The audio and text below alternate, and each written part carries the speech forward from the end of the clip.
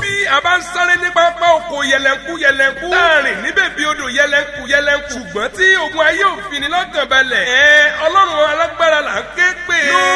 wonder tí ìjọ the apostolic church ọ̀nọ́là assembly ìlàrò ń fi tayọ̀tayọ̀ pé gbogbo ènìyàn síbi àrágbá yamuyamu ààwẹ̀ àti àdúrà kan ọlọ́jọ́ mẹ́wàá gbáko níbi tí ọlọ́run ọ̀run ó ti máa fọwọ́ agbára rẹ̀ jáde múdè lédè gédè fọ́dè rúndè fìdè nàkànàkàn pàdé wọ́síwọ́sí rọ́dẹ dùgbẹ́dùgbẹ́ jùdé fìrìfì ṣèdè balabala fẹ́nùdé sọ́lẹ̀ ká àgbékalẹ̀ ọlọ́run ni o ọ̀rẹ́ ogun kí ló dojúkọ aláwo ló látó ń bà ọ́ lẹ́rù èso fọwọ́ rí ọ lúmú lójú oorun ló wá ń mí súpesúpe mọ́tò rẹ wọ rìfáàsì lójú àlá wọ́n rí ọ nífàsẹ̀ balẹ̀ lójú ran máa gbé gbogbo ìṣòro rẹ bọ̀ pàdé Jésù àwọn ẹni àmì òróró tọ́lọ́run máa lò níbẹ̀ ni pásítọ̀ J.O. Bọ́lárìnwá pásítọ̀ J.A. Àlàdé pásítọ̀ S.O. Oyèlákin ẹ̀dà J.O. Arógunmáṣá àti ọ̀gọ̀ọ̀rọ̀ àwọn ẹni àmì òróró mìíràn lábẹ́ àkóso bàbá wa olùṣọ́àgùntàn E.O. Òní bàbá alábòjútó ìpínlẹ̀ Ìlaró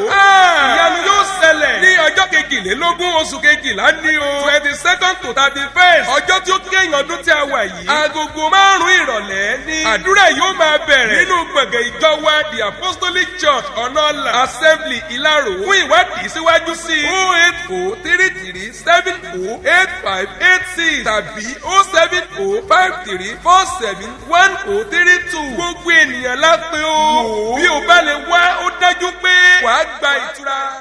Mo ń jẹ́ bí iná ọba tó ń rọ̀ bí òjò. Bí a bá ń sáré ní pápá oko yẹlẹnku yẹlẹnku láàrin níbẹ̀ bí odò yẹlẹnku yẹlẹnku ṣùgbọ́n tí ogun ayé òfin ni lọ́kàn balẹ̀ ọlọ́run alágbára là ń ké pè no wonder tí ìjọ the apostolic church ọ̀nọ́là assembly Ìlaró ń fi tayọ̀tayọ̀ pé gbogbo ènìyàn síbi àrágbá yamuyamu ààwẹ̀ àti àdúrà kan ọlọ́jọ́ mẹ́wàá gbáko níbi tí ọlọ́run ọ̀run ó ti máa fọwọ́ agbára rẹ̀ jáde múdè lédè gédè fọ́dè rúndè fìdè nàkànàkàn pàdé wọ́síwọ́sí rọ́dẹ dùgbẹ́dùgbẹ́ jùdé fìrìfì ṣèdè balabala fẹ́nùdé sọ́lẹ̀ ká àgbékalẹ̀ ọlọ́run ni o ọ̀rẹ́ ogun kí ló dojúkọ aláwo ló látó ń bà ọ́ lẹ́rù èso fọwọ́ rí ọ lúmú lójú oorun ló wá ń mí súpesúpe mọ́tò rẹ wọ rìfáàsì lójú àlá wọ́n rí ọ nífàsẹ̀ balẹ̀ lójú ran máa gbé gbogbo ìṣòro rẹ bọ̀ pàdé Jésù àwọn ẹni àmì òróró tọ́lọ́run máa lò níbẹ̀ ni pásítọ̀ J.O. Bọ́lárìnwá pásítọ̀ J.A. Àlàdé pásítọ̀ S.O. Oyèlákin ẹ̀dà J.O. Arógunmáṣá àti ọ̀gọ̀ọ̀rọ̀ àwọn ẹni àmì òróró mìíràn lábẹ́ àkóso bàbá wa olùṣọ́àgùntàn E.O. Òní bàbá alábòjútó ìpínlẹ̀ Ìlaró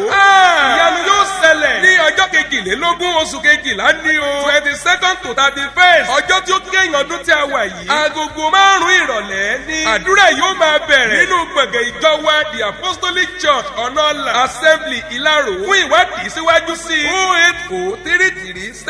08033708586 tàbí 07053471032 gbogbo ènìyàn lápẹ́ o bí o bá lè wá ó dájú pé wàá gba ìtura. Mo ń jẹ́ bí iná ọba tó ń rọ̀ bí òjò. Bí a bá ń sáré ní pápá oko yẹlẹnku yẹlẹnku láàrin níbẹ̀ bí odò yẹlẹnku yẹlẹnku.